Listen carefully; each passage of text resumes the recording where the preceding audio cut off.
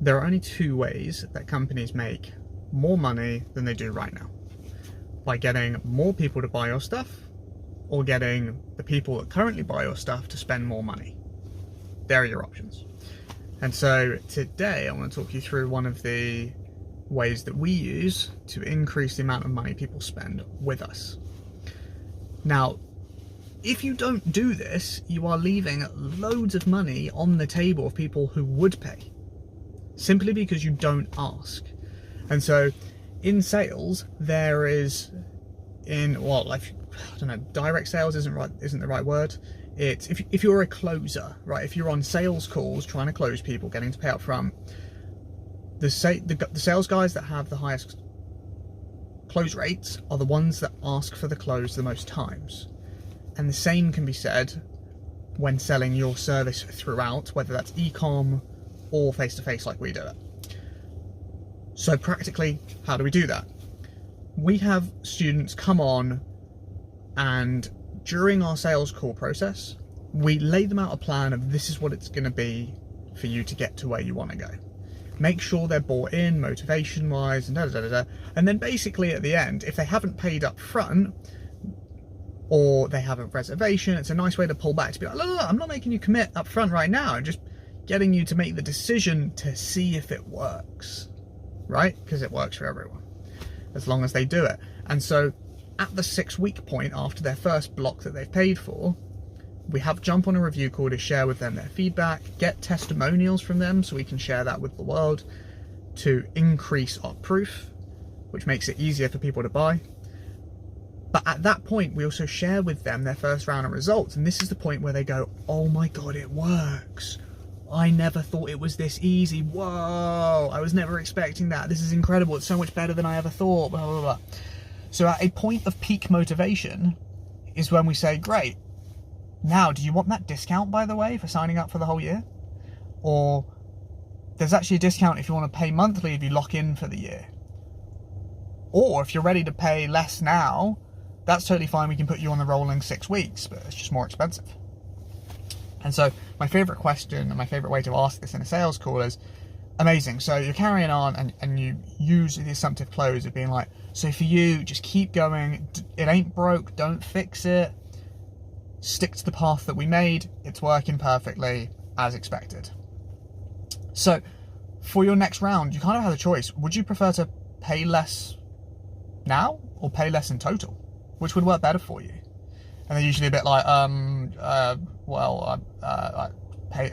yeah. And I'm like, do you want some context? And then we give them the choice to pay up front, get a discount, or they pay less right now by paying monthly. And we've recently just added in actually sending them the price docs beforehand so that they've had the chance to have a chat with their partner and figure out what's the best solution for them. And we noticed more people are closing, which is quite interesting.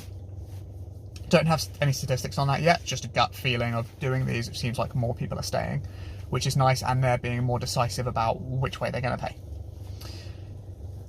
So how would you do this with like e-com? So Hormozy did a fantastic example of this on his live launch. If you buy, it then gives you the option to upgrade to the next one, to the next tier. And then if you buy that, you then get the option to upgrade again. And so it's kind of like an ascension flow of purchases. So if you are the type of person that wanted that, you're probably the type of person that would want this, and then another, say, 10% of those people take the next thing, and then you go up again, and like 10% might take that. And whoever buys the top one might actually make up like a third of your total revenue. Now, we don't go that big, admittedly, but today our service is £150 for one session a week for 6 weeks. And today, in my first call, I collected $2,800 after they have already paid us $600 on their first 6 weeks. So they paid us $3,400 in total for something that's only £150 every 6 weeks. And another fun one, try to put your prejudices aside. Now, there is this common theme in Europe that Eastern Europeans have less money than Western Europeans. And I think it's just a socio-economic fact that the average income in Eastern European countries is lower than Western European countries. Fine. But we're not in Eastern European countries. The people we're selling to are here in the UK. And the people that have paid that today are Eastern Europeans. So it doesn't serve you to have a bias that someone's not going to be able to pay you. If they're doing the right things, they're motivated, they're saying the right stuff, and they want to, give them every opportunity to. Treat them like you would anyone else.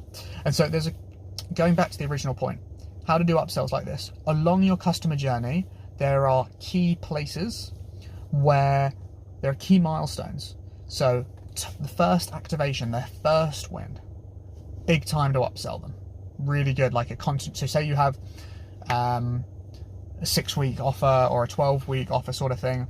If they see it's their first weigh-in or their first big check-in or something, like we send them an email at week 3 saying, hey, these are all the things you're doing great, this is where you could be better. That's a time where you could be like, hey, you're loving it so far, just based on your experience of it, you can lock in for a discount or something. And then throughout, maybe at their biggest win, not the first one, the biggest one, you maybe offer them something else. And then along the way, people will want to buy more things, so make more offers. So that's what we do every now and again. We find, and you can schedule these. If whatever reason you can think of as to why you're reaching out to them today, put that down, we can schedule it and do it at the same time next year for the same reason. So, you know, Christmas is coming up, you're like, oh, holiday, like every half term, we're like, oh, half term revision sessions, 25% off if you book more than 5, you know, and you could just pull these out your arse. If people take them, then offer a lower percentage next time, or a higher, or like 25% off for 10, a pack of 10, and just see what happens. Because what was interesting is our paid up front price, when I spoke to this family before, it was like 50% off. And then we just knocked it down to like 30% when I spoke to these guys, and they're like, oh, I'm not, I told them, I pre-framed them in the sales call that this call was going to happen. I was like, just see what it is for like the first 6 weeks. If it's amazing, you can get a discount then. And they came into the call being like, oh, you mentioned it might be like 30%. And I was like, oh yeah, I'm actually not sure. Let me have a look. So I opened up the pricing and I said, yeah, so it's £100 discount if you want to pay up front today. And that was it. So it dropped to like 7%, and they were still happy to do it. Right? So by testing these things, you might get fewer people buying the end thing, but you might end up with a total more money, which is the goal. And these other people aren't leaving, they're just paying monthly. So win-win-win. If you end up, I think the sweet spot is 10 to 20% of paid upfronts. If you're in that range, you're in the sweet spot. If you're above 20%, you're offering too much. If you're below 10%, you're maybe offering too little. And you might get more average lifetime value of a customer by offering a bigger discount to lock people in for a long period of time. There you go. A little bit of info for you. Hopefully that's useful. Have a great evening.